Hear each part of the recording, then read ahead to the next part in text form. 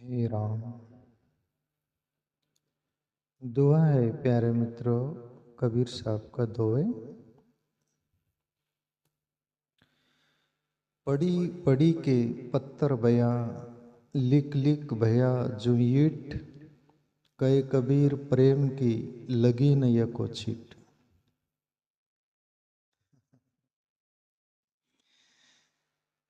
कबीर साहब बोल रहे, पड़ी पड़ी के पत्थर बया, लिख लिख भया जो ईट।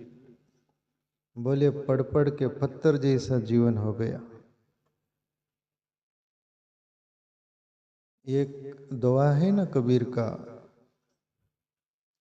पोती पढ़ पढ़ जगमुआ, पंडित भया न कोय, ढाई आकर का प्रेम का पढ़े सो पंडित। बोले पोती पढ़ पढ़ कर तो मुआ शब्द बोले मूड मूर्ख जो होते हैं, पंडित तो ज्ञानी तो नहीं हुआ। ढाई आकर प्रेम का पढ़े सो पंडित होए। प्रेम का ढाई अक्षर इतना भी जीवन में आया नहीं या लाया नहीं। और फिर तेरा इतना पड़ा हुआ जैसे वो काम नहीं किया। ऐसे ही कबीर साहब इस दोहे में बोल रहे, पड़ी पड़ी के पत्थर बया, लिख लिख बया जो ईट, कहे कबीर प्रेम की लगी न एको छीट। बोले प्रेम की एक छीट भी नहीं पड़ी तेरे पर। शास्त्रों में से इतना पड़ा, वहां से एक बूंद भी तेरे पर प्रेम की नहीं पड़ी।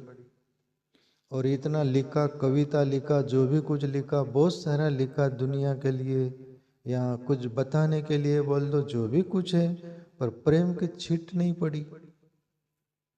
और जिंदगी में प्रेम की छीट न हो प्यारे मित्रों, तो आपके पास जो भी कुछ है सब सुक्का और रुक्का रहेगा। वैसे ही जैसा आपका परिवार है, उस परिवार में प्रेम नहीं है, पैसा हो अंबार, चातुर्य हो बहुत सारा, सब तरह से सक्षम परिवार है, पर उस परिवार में प्रेम नहीं है, तो प्रेम रुका सुक्का दिखेगा ना। जैसे जीवन में सब कुछ है पर शुष्क जिंदगी।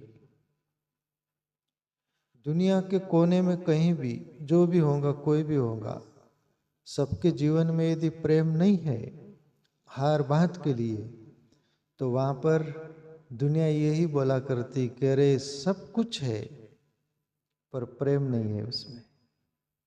प्रेम के बिगर सुन्ना जीवन लगता है, अधूरा लगता है, कमी महसूस होती है। इसलिए प्यारे मित्रों, जीवन में प्रेम बहुत अनिवार्य है।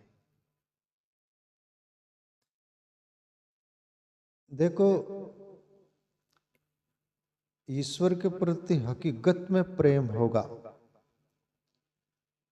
दुनिया के प्रति जो हमारा प्रेम होता है वो हमारा लगाव स्वार्थ के कारण होता है, वासना के कारण होता है। कोई कुछ न कुछ हमारा कुछ न कुछ पीछे रहता है।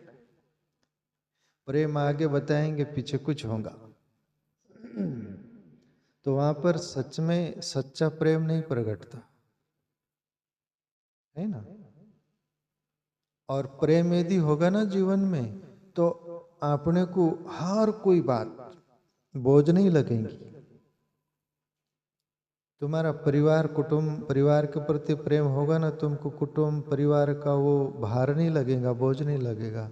तुम्हारा अपना मित्र होगा, मित्र के प्रति प्रेम होगा तो मित्र का वो बोझ नहीं लगेगा जीवन। तुम्हारा किसी के प्रति भी सच्चा प्रेम होगा तो आपको बोझ नहीं लगेगा।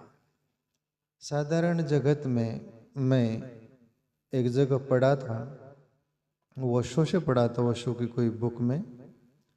हिमालय में कहते हैं कि एक लड़का है, उसके पीठ पर बंधा हुआ और वो पहाड़ चढ़ रही ऊपर। तब एक साधु वहां से गुजर रहे थे, वो बोले कि बेटी, ये जो पीठ पर उठा रखी, इतना बड़ा पहाड़ चढ़ना है, आपको बोझ नहीं लगता? नहीं बाबा, बिल्कुल बोझ नहीं लगता मुझे। बोले कमाल है, हमें तो कमंडल भी बोझ लग रही और तुम्हें इतना बड़ा लड़का जो बंधा हुआ है पीठ के पीछे वो नहीं बोझ लग रहा।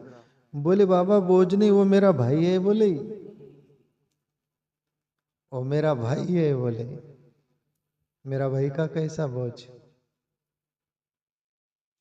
प्रेम होगा ना तो बोझ नहीं लगेगा, प्रेम नहीं होगा ना एक दिन का भी बोझ लगेगा।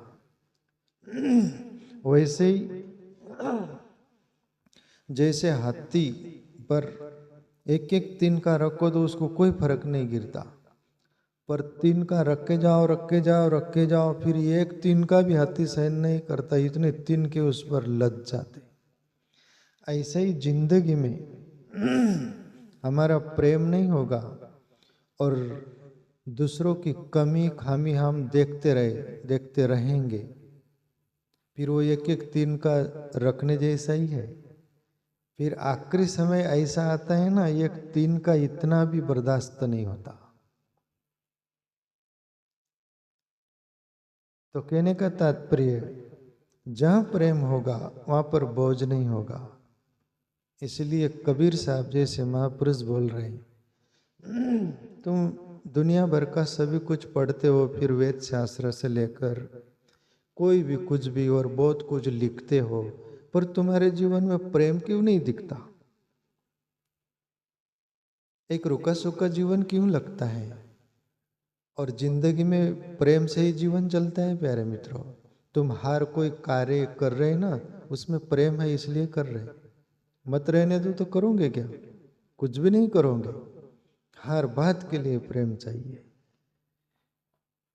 इसलिए प्रेम यदि चाहिए तो प्रेम अपने हृदय से पैदा होता है, यानी उबजता है। उसकी खदान वहीं से कबीर साहब का नहीं दुआ हो रहे, प्रेमन उपजे बाड़ी प्रेमन हाट बिकाए, राजा रंक जेही रुचे शिष देई और ले जाए।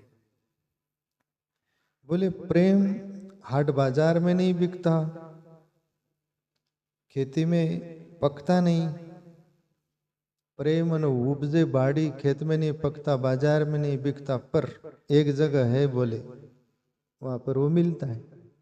एक चीज देनी पड़ेगी आपको, राजा हो कि रंक, गरीब हो कोई भी हो, राजा हो या रंक शीश दे और ले जाए। कबीर साहब बोले यदि प्रेम चाहिए ना तो अहंकार का शीश दे दो। बोले अहंकार का शीश मतलब अहंकार यदि रहेगा वहां प्रेम नहीं। जहां अहंकार नहीं वहीं पर प्रेम प्रगटता है, और प्रेम वहां आना चाहता है, रहना चाहता है। प्रेम का स्वभाव है ईगोलेस, अहंकार रहितता। तो प्रेम यदि चाहिए ना तो अहंकार को छोड़ना पड़ेगा। कभी भी सीधे सरल लोग, प्रेमी लोग रहते, उनसे अपने को भी अपनापन होता है कि नहीं? पर कोई अहंकारी आकड़ में है, सब कुछ वो है, अपनापन लगता है क्या? उसको एक गिलास पानी देने की इच्छा होती क्या? खाना खिलाने की कि रहो बैठो, उसको तुरंत निकालने की इच्छा होती कि नहीं? इसलिए कबीर साहब जैसे महापुरुष ब्रह्म ज्ञानी थे, उन्होंने प्रेम को जाना है। इसलिए उन्होंने भी देखा होगा कोई पढ़ने वाले को, लिखने वाले को, बड़े बड़े लोगों को, सबको, पर उनमें प्रेम नहीं दिखा होगा, इसलिए उनको बोलना पड़ा। पढ़ी पढ़ी के पत्थर भैया, लिख लिख भैया जो ईट, बोले पढ़ पढ़ के पत्थर हो गया, लिख लिख के तू ईट हो गया। बोले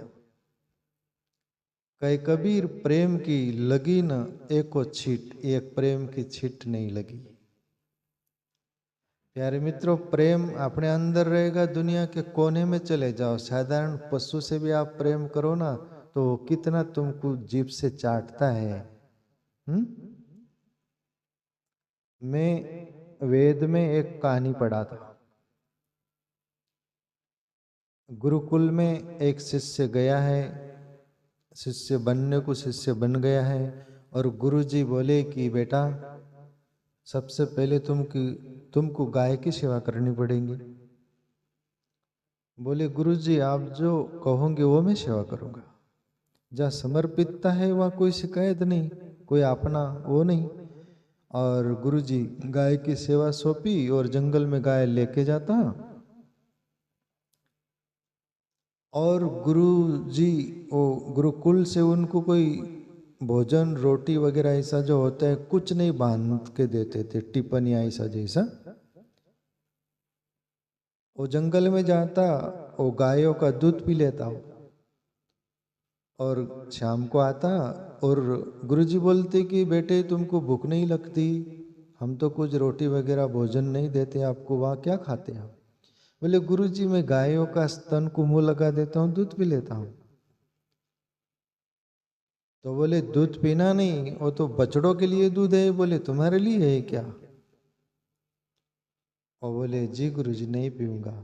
फिर बछड़े दूध पीते तो जो आंचल के पास भैंस रहता है ना, वो भैंस जैसा आता है, वो चाट लेते, वो जैसे पी लेते, जैसे उस पर जीवन गुजारा करता। फिर गुरुजी बोलते शाम को कि आप क्या क्या भोजन करते हो, क्या करते हो? बोले गुरुजी अब मैं दूध नहीं पीता, पर वो बछड़े पीते हैं ना, उस तन को जो भैंस जैसा लगता है मैं उसको पी लेता हूँ, उसमें जीवन चल जाता है।